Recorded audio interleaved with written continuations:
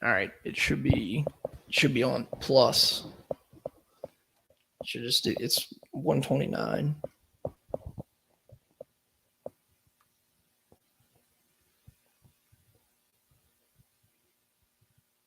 Why didn't my library loading? It logged me out of my YouTube. Thank you.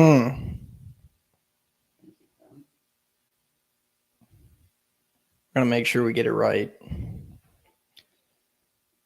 Last episode was not up to par. Granted, Rory's fault. It's a justified Rory's fault. Wait, does this say? Wait a minute. I'm not wearing a white shirt.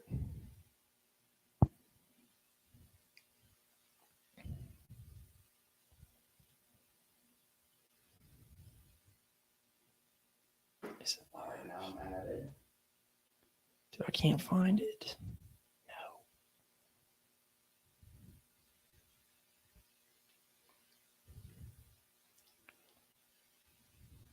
No. I don't know if it worked.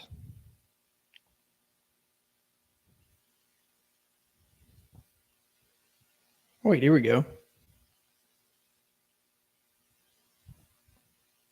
There we are. Aha. Sounds good. Does it sound good? Sound good? Mic check, mic check.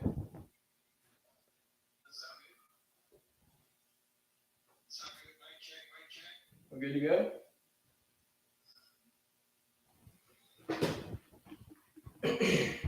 Mic on. Yo, welcome back to the Out of the Box Show. I'm John Wallace alongside my co-host James Luffy. And I wish Rory Luke was here. We took a little hiatus last week. The bye week hit us like a train, and we took full advantage of it, coming off the huge win against Ole Miss in Tiger Stadium. It was an absolutely electric environment. We're going to give a small little recap of that because it was kind of far away from now. We're going to look ahead to LSU's, I guess, spooky matchup this weekend against the Alabama Crimson Tide and Nicholas Saban coming back to town. The forecast is very ominous for Saturday. I think last I checked, it's 100% chance of rain, but we will be out there tailgating. That is a plus, rain or shine. It's never stopped us before. We're going to preview that game. Might talk a few miscellaneous things, but the Stros are playing for the World Series. Let's see, what any other miscellaneous topics? It's going to be kind of a quick episode because the Stros are playing Game 3 tonight, and I got to get home and watch. Plop down on my lazy boy and get some. You've been popcorn. bet on the Phillies though, huh? Absolutely not. Love Aaron Nola. Shout out Catholic High, LSU grad, but I'm all Stros, and LSU is being represented on both sides of the World Series with Bregman and Nola, but Stros fan gotta roll with the team. Although other people have some not so nice things to say about them, but we'll get to all that. But before we get to all that, I want to give a huge shout out to the Boot Crew Media Network. Boot Crew Media is killing it this time of year. The content is endless.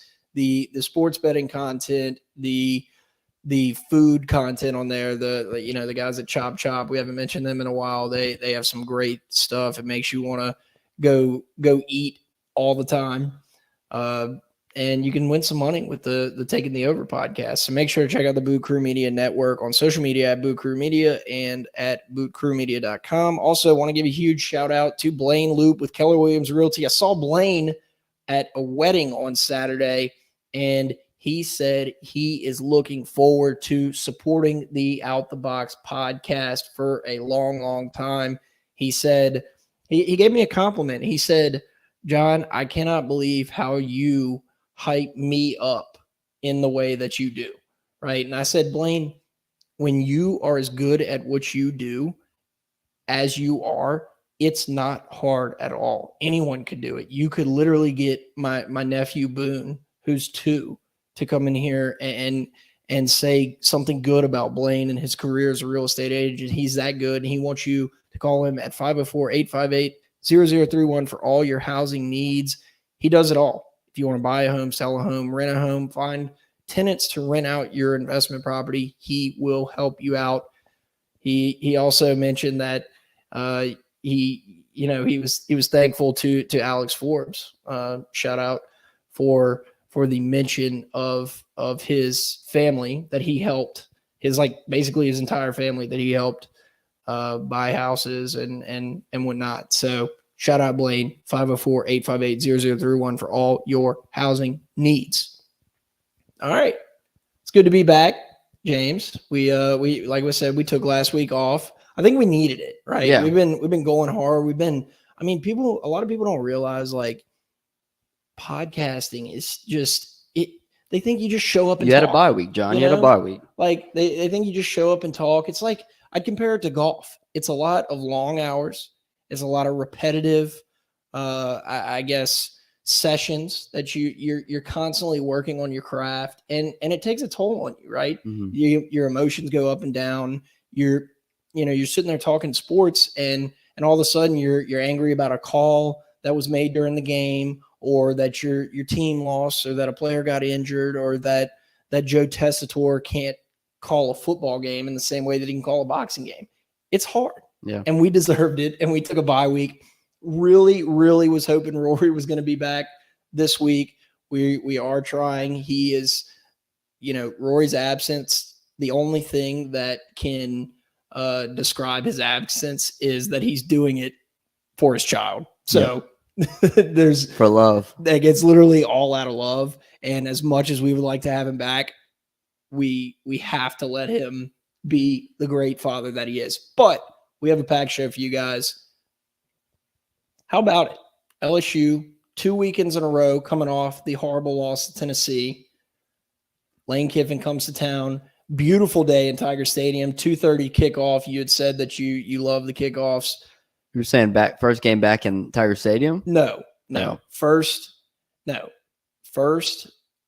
Second game back after LSU lost to Tennessee. We went on the road. We beat Florida. Yep. Then we come back to town, beat Ole Miss was the number 7 team in the country. Yeah, undefeated. Coming to town. I know it was about 10 days ago. Take me back.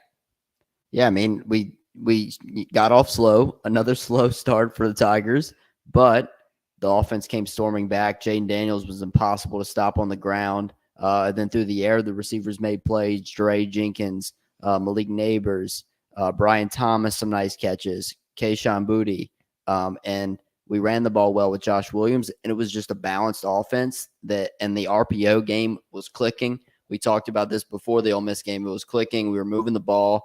The defense made their adjustments like they seemingly have almost every game this year and shut down Ole Miss's attack with a mix of BJ Ojolari, Harold Perkins, Joe Fouché with a nice pick in the end zone. Jay Ward played well, and the guys really it was a team win. And after that first quarter, we pretty much dominated the game. So some things we definitely need to clean up, but it was a good win against, you stopped Ole Miss's momentum. They were number 7 in the nation, like you said. It played not the hardest schedule in the world, and that was the argument against them, but we've come together. The offense seems to have an identity now. We talked about not having an identity, and then you saw it against Florida. And you needed to see it again against Ole Miss. So, and that was big.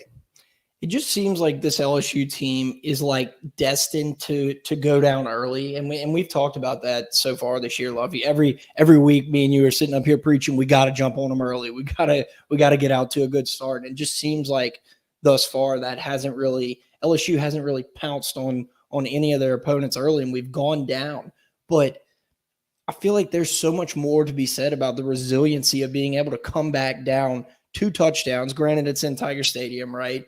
We had the advantage there. The crowd was electric. But it, like I said, I don't know what the word is for this team being able to come back. I mean, really, the only true negative on this team thus far this year, if you go back and look at the games, I don't even count losing to Florida State. That was Brian Kelly's first game. First game in Jaden Daniels' career, doink off the goalpost. Yeah, that sucked and all that. But the only real negative that I can really pull from this LSU team, if you look at it from a kind of a bird's eye view, is the Tennessee game, right? And Tennessee is the number 2 team in the country and likely going to be competing definitely for the SEC championship if they beat Georgia, but they're going to be in the playoff. They have Hendon Hooker, who's the odds-on favorite. He's minus 150 to win the Heisman. Like, that was just an all-around bad game. They're number 1. Tennessee is number 1 in the college football playoff. Are they? Yeah. Okay. Well, yeah, and deservedly so, right? They have proven that they can hang with the best. I mean, they knocked off Bama, who, look, let's just be honest. I'm normally an LSU hype man, an honest, like, more of a homer than an unbiased college football fan when it comes to LSU. But I mean, I don't see us winning this weekend against Alabama. I know LSU's kind of hitting their stride. I know the last few weeks have been electric. Their wins have shown that their heart and their resiliency. I know that we just had a bye week, but I don't see us beating Alabama this coming weekend. But at the same time, I think we can compete, and I think there is a chance. I think there is a path. Like we mentioned, the weather is going to be not great. I don't know exactly what it's going to be at 6 p.m. on Saturday night in Death Valley when the sun finds its home in the western sky. Shout out. It is daylight savings time this weekend. Didn't realize that. No matter what happens, you'll get to stay at the bar an extra hour. So that's good for you, Luffy. I know you normally close out. Yeah, I'll definitely. Definitely. You normally close out the bar, especially after an LSU game. Be somebody else in this house will be closing down that bar. Who? I don't know. Not I. I know it's not me. I know who you're talking about, but we won't mention it. But all that to say, it's like, although like the teams that have come into Tiger Stadium that have been number 7 this year have been Tennessee and Ole Miss at their respective times, right? Tennessee blew us out. Ole Miss, they come in, jump on us early, and then all of a sudden the tide shifts and LSU scores 28 unanswered points to really embarrass Ole Miss and Lane Kiffin in Tiger Stadium. Bama comes to town after losing to Tennessee a couple weeks ago. They had a bounce back game the following week, and they're coming in as the number 6 team. LSU, what I'm looking at right now, is number 15. Do you see it? And if you look at the spread, LSU is 13.5 point underdogs. Yep. I'm leaning towards, and I guess we'll just go ahead and jump right in. I'm leaning towards taking LSU with the points. Given the way LSU has been hitting their stride, Brian Kelly's figuring things out. Jaden Daniels is finally feeling comfortable in the pocket. And there's this consistency. There's this like feel good approach when he goes up to the line to snap the ball that we have a chance. Yeah. We have a chance to get a first down and to move the ball down the field, and our defense as well. Yeah, I mean, this is a game that, and Coach Kelly's talked about the gap in talent, and like I think you'll see, and during the game there's some gap in talent. But it's actually, John, it's number 10. We're number 10 in the college football playoff versus number 6. The other rankings don't really matter. Well, okay, yeah, you're right. This is the first week of the college playoff. And the other rankings don't matter because I mean you're playing to get the playoff. Correct. You're not playing for anything else. So big time matchup, top 10 matchup in Tiger Stadium. At night, it's going to be electric in there, and it seems like we will find a way to move the ball. Like we found some identity on offense, and it's going to be a tough matchup. They have some great defensive players, but their secondary struggled a little bit at times this year. They're only giving up like 17 points a game. I know everyone saw the Tennessee game. I saw where they'd given up 14 touchdowns on the year, and 7 of them came against Tennessee. So there's a little bit of a gap in perception. Right. But, you could also argue that who have they really played outside of Tennessee and the SEC that's that great this year, because they still haven't played Ole Miss. They played A&M, which was a close game, but A&M's 3-6 right now, 3-5. We're going to get to that. And I'm, by the way, I think you and I both, and everybody around LSU is loving every minute of that. Yeah. But yeah, looking at Bama's schedule, I mean, they played Texas as close as you can get it. And before Ewers got hurt, Texas moved the ball on him. I mean, he was like 10 of 12 in the first quarter or something really good like that. So that there is some weaknesses, you would say. Maybe not the best Alabama defense, but this team's still loaded with talent. I think Eli Ricks is actually going to play some corner this weekend Good. because they needed him. They really didn't have anybody else, and slowly, I guess he's coming along, and he'll play for them. And they have some free athletes at linebacker, Toto, and then they have the best quarterback probably in the nation, in Bryce Young. Dude, I agree with that. Previous Heisman winner. Yeah, shouldn't have won the Heisman last year. Let's be clear about that. Right, Wasn't even close to the best player. They barely beat Auburn. They barely beat us. And we were one of the worst defenses in the country last year. Could barely move the ball on us. But nonetheless, he did it. But he's also gotten better. Sure. And he the way he eludes pressure, he just kind of moves and turns his body. It's almost like Jaden Daniels, how he escapes downfield running. Bryce Young does that in the pocket, and then he runs outside the pocket and throws like a 90-yard bomb. So it's going to be very hard to stop them. I think you got to score probably 35 points or so to win this game. So that does bring me to my next point. The over-under is 57.5 points for the matchup in Tiger Stadium. It is at 6 p.m., but as we mentioned, I do think the weather could play a factor, and I think Brian Kelly is the perfect coach. Like, you're seeing it. He is actively making adjustments in games. Like, I don't remember, other than, we're not talking about 2019. I don't remember like this sort of confidence that I've had in a coach at LSU in a long time to actually make adjustments in a game. That's why LSU has been so good at coming back down 14, 17 points. Brian Kelly, I think, is, as far as his game plan goes, yes, he's a great game planner at the same time, but he can adapt mid-game, and our defense can as well. And I think Will Anderson, like that is going to be the challenge this week. Yeah, by far. We're still starting 2 left tackles. We've been high on the team, and look, that just goes to show the coaching staff has done a great job from what they had, and 30 scholarship players and bringing in transfers, starting 2 freshmen at tackle. We're really playing 3 starters on the offense are freshmen with Mason Taylor and the 2 tackles. And then on defense, you're playing DeMario Tolan played a lot last game against Ole Miss. Harold Perkins playing a lot. So there's a lot of freshmen playing for this team still. They seem to be, getting better each and every week. And the staff deserves a lot of credit. Matt House, Mike Denbrock seemed to have adapted well after struggling really bad. Like, if you think back to the Auburn game and just kind of what we were thinking after that game, how are we going to move the ball? Like, this isn't going to work. And the offensive line did a hell of a job against Ole Miss. I feel like we've kind of passed that up, but they did a great job. It's cohesion between Jaden Daniels and the line. And that was the first game they had started the same O-line 2 weeks in a row, which made a huge difference. But this is a different group as far as the defensive line they're going to see against Bama this week, because the Ole Miss group wasn't maybe the worst in the SEC, but this is a bunch of freaks with 2 one probably first overall draft pick, and the other guy is probably going to go in the first round. So it's a stacked team. They're playing in a stacked D line, and it's going to be a different challenge. They're going to have to get the ball out of Daniel's hands quicker. They're not going to be able to do some of the things we did against Ole Miss. So, if people are screaming, well, can we throw it downfield against Alabama? There's going to be a reason we're not going to be able to do all those things we did.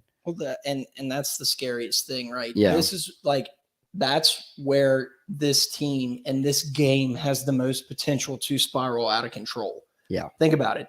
They start blitzing, bringing 6, 7 on an offensive line that is just clearly outmatched. Yeah. Then Daniels gets nervous, starts to kind of freak out, run a little bit more, and then it seems like I don't want to fall right back into that trap where we felt like we were against Tennessee a few weeks ago, where he's running for his life. He has no confidence that his line is going to be able to stop these guys. Alabama's going to be bringing the heat. Nick Saban is going to be firing on all cylinders. Like, this is the game every year. I don't care, recency. I don't care if Tennessee beat Alabama and Nick Saban this year. Nick Saban hates LSU the most. I feel it whenever we're booing him when he runs into the stadium. Well, and look, this is a different Alabama we're getting. Why? They already lost the game. Yes. and they're number 6 on which is worse than if they were undefeated coming into Tiger Stadium. right? absolutely they're number 6 on the college football playoff, and that means if they lose to us, Right. they're probably Saban down is way worse than Yeah. him up Yeah. on top. so On top and and him at like the number 1 ranking in college yes, football. yeah, there's motivation. If Nick Saban's on top of you, it's He's- way worse than He's if gonna walk in that room and tell his guys they're number underneath. 6. Right. Like he's gonna And walk there's no in. better motivator that No. that can just yell at you and bring out the best in you. And I don't know. I don't want to see this game spiral out of control. I'm okay if we've been taking 2 steps forward, but I only want to take 1 step back. I don't want to take 3 steps back in this game, because if you do that, then you come back next week and then it's like we're trying to constantly pick ourselves back up. Yeah. I want to see LSU stay in it in this game. Yeah, we're gonna have to run the ball.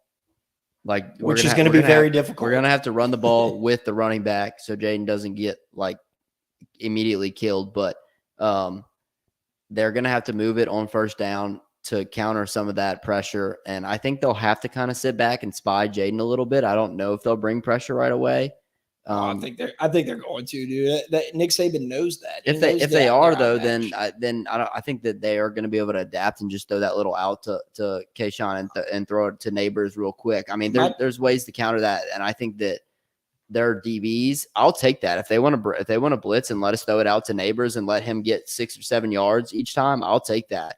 What I'm worried about is them sitting back, us not being able to run the ball, or then we're getting that 3rd and long situation again. And that's what my dad actually brought that up the other day. He said, why does LSU not run more of those quick slants that we ran in 2019? And I was like, well, obviously there's clear differences in execution and whatnot. And we could run the ball as well, which opened up the passing game. But I think you're right, Luffy. I think the scariest thing that they can do, it's weird because I keep saying the scariest thing that they can do. It's twofold. The scariest thing that they can do is blitz us and then make Jaden Daniels uncomfortable. But then another scariest thing that they can do is sit back and kind of spy Jaden Daniels and also stop our run game, which I don't know. Like I said, the more I start talking about it, the more scared I get.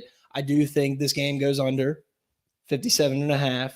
I think both teams are going to want to run the ball. At the same time, I do feel like Nick Saban's going to want to run up the score and really stick it to LSU, especially after, like you said, having 1 loss in the season. But I think it goes under. I do think LSU covers the 13.5 with the caveat that Jaden Daniels remains calm and it doesn't spiral out of control, because it could very easily. We know that, and it stinks to say that at this point, but the optimism's there. Yeah. It's a Saturday night in Death Valley.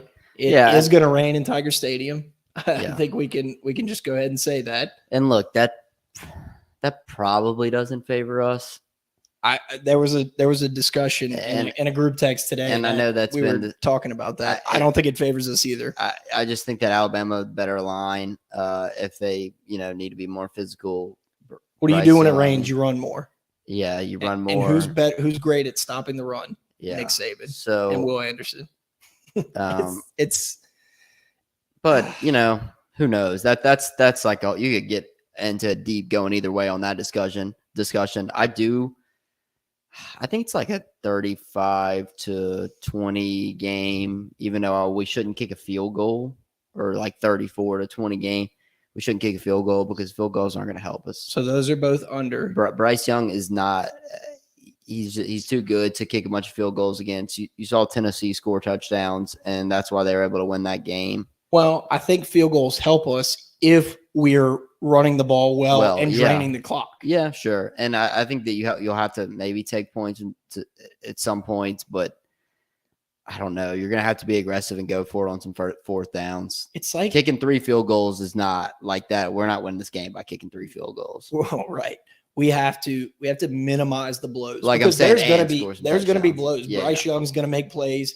We're going to get burned a couple times. Yeah, the DBs are going to get beat. Yeah. I mean, I've already accepted that, but it's minimizing the blows. It's like it's like Rocky. Apollo Creed went in to go beat the Russian all hot and bothered, like thinking he could just knock him out, and the Russian just kind of sat back and basically, once he got him, it was over. Yeah. Rocky understood that, saw that Apollo was being too aggressive, didn't let Ivan Drago tire out, and he learned from that. He took his blows, but he also positioned his body in a way that was not a brutal blow every single time he got hit, right? He was able to adapt and ultimately beat the Russian, which, I mean, I can't think of a better analogy to this LSU team.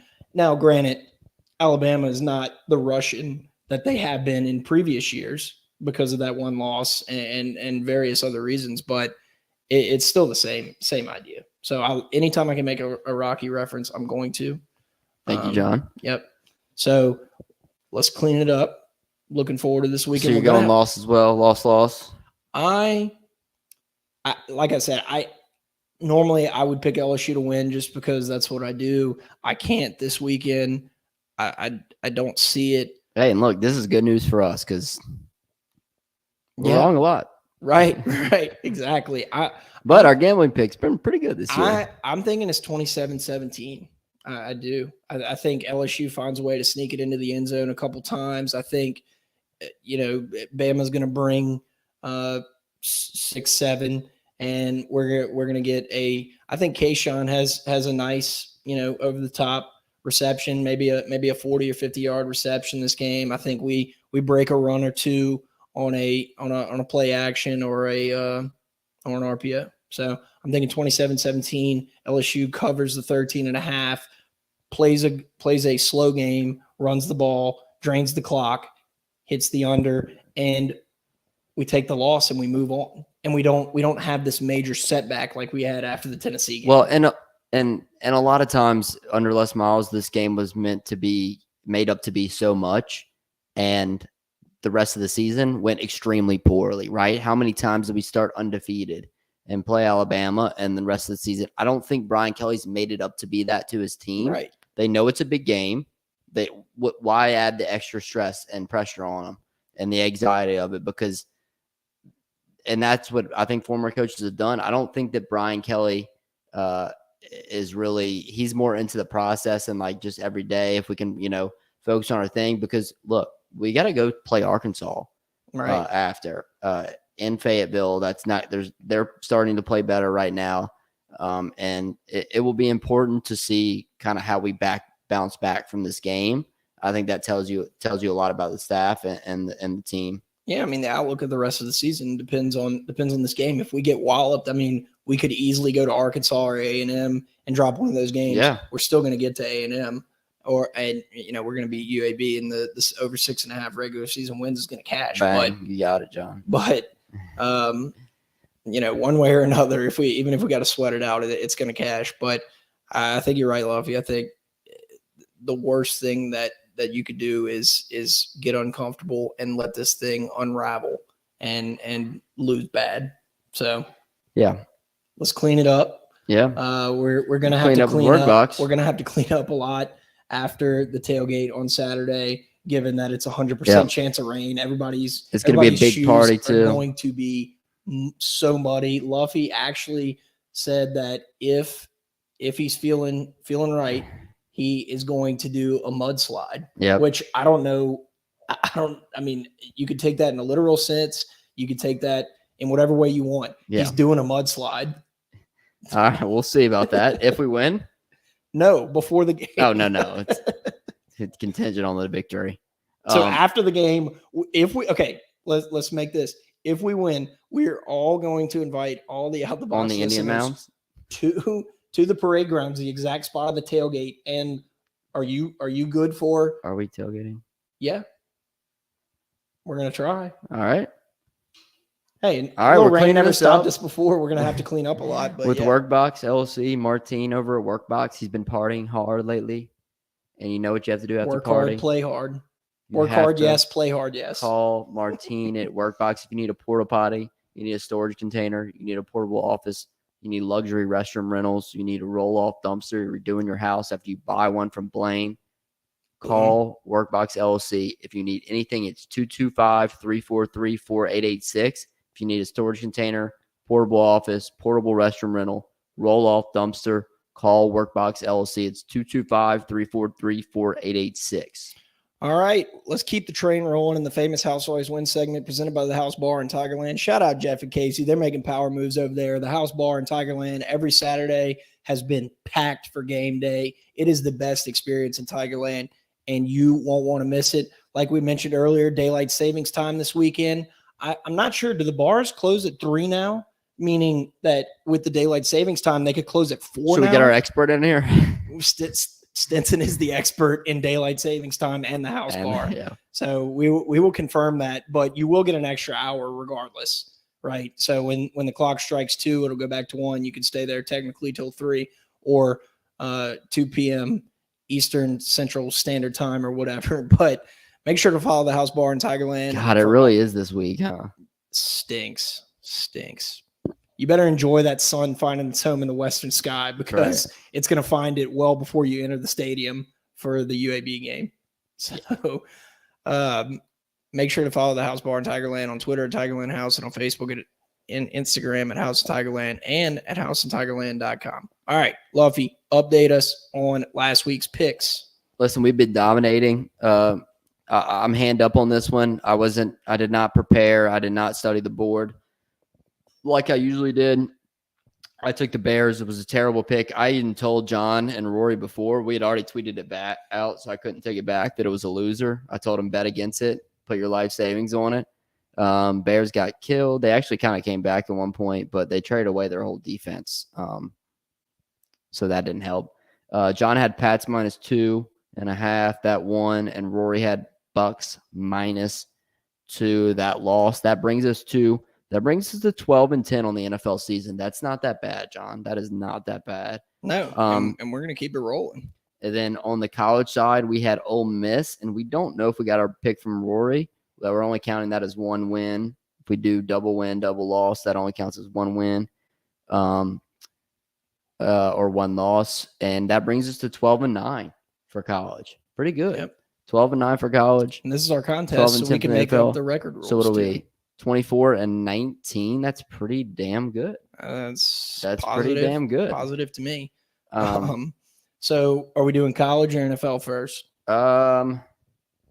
Let's do college. Oh, do we text? Do I need to text Rory? We do, but if we don't talk to him in the next however much longer Well, we're recording, they'll we be will tweet tweeted the out. picks. Yeah, they'll Yes. be tweeted out. Yes. Okay, so I'll go ahead and start with college football. Like you said last week, I was 2-0. The game of the year, the Tennessee-Alabama game, I would consider was the game of the year. Now, Georgia and Tennessee, number 1, number 2, playing this Saturday at 2:30 p.m. I don't think it's going to rival the Tennessee-Bama game. I think it's going to be a little bit more one way or the other.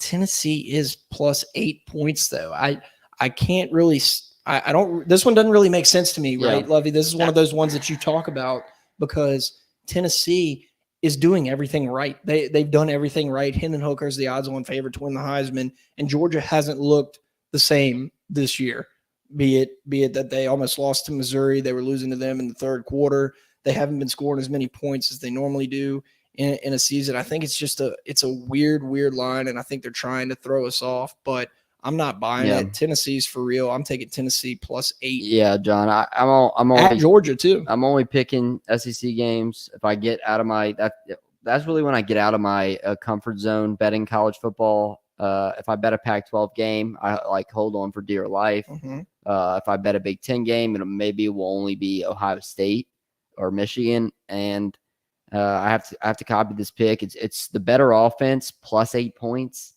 Probably not the better defense, but the better offense +8 points, even though it's on the road. I really like the 8 too.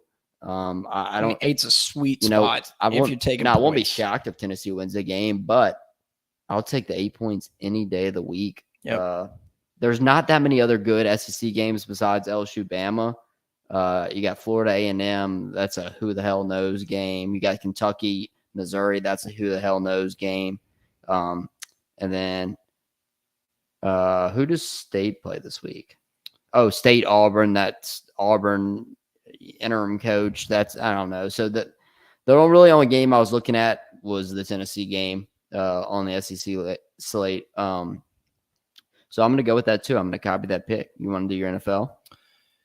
Yeah, so I'm kind of scrolling the board, and I actually was looking at my fantasy team earlier. There is a ton of buys this week. It's honestly insane. It's not a good slate. I mean, the Bills are favored by 2 touchdowns over the Jets.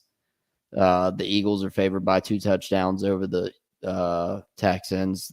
The Chiefs are favored by 2 touchdowns over the Titans. Right. I don't know.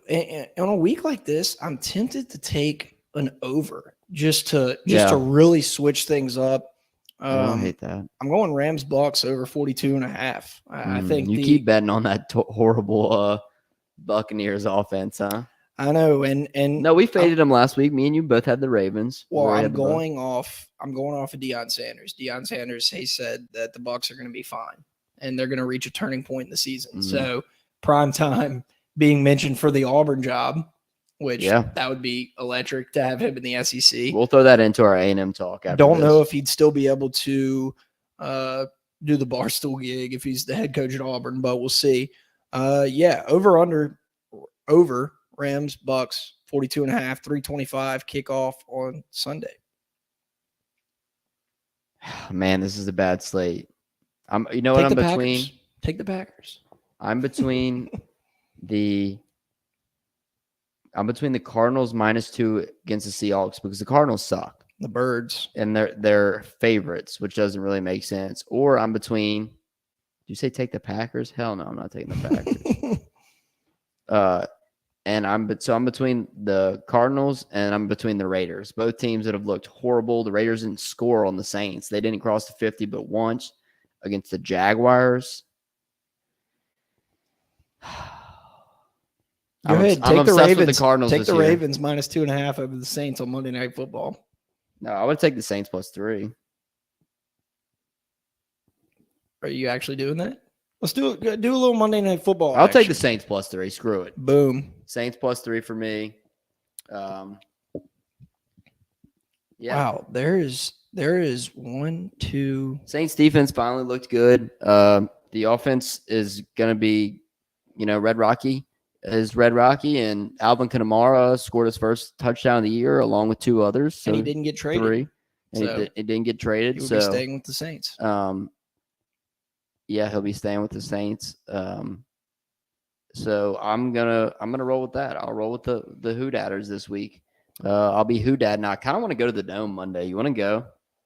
Yeah, let's do it. We'll just buy tickets. Yep. All right. I'm in. If anybody wants to go with John or I, text us. We will be live watching the game. Yep, that's right. We're not going to record anything or I go got live Saints on plus social media. This book right here. All right, Monday Night Football. I'm in. I've never been to Monday Night in the Dome. Really? Never. It's fun. Primetime games are fun. I'm gonna have a great time. Wait, John, who did you have again? I had the over 42.5 Rams Bucks. Okay. All right. And Rory will be tweeting out r/his picks. So, all right, let's get to a little trash A&M segment / Auburn. All right, but before we get to all that, I want to give you a shout out to DraftKings Sportsbook, the official sports betting partner of Boo Crew Media. Bet just $5 on any team and get $200 in free bets if your team wins. Restrictions apply.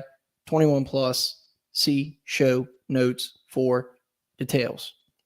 All right, what do you want to start with? The fact that A&M is laughable right now, or the fact that Auburn is in a transition period and will likely get a coach that either Lane Kiffin, primetime, Matt Rule, or some other guy that's probably going to come in and make Auburn good again. Yeah, I mean, it kind of sucks for LSU that Auburn is going to probably get a legit head coach now, whether that be Lane, whether that be Dion, who has never been in a program this magnitude. Is he waiting on the Florida State job? I don't know, because they're maybe not going to fire that coach they had. Who knows? And who knows if Lane will leave? I mean, money talks. So if he does get a big deal and a big buyout, that definitely could be attractive.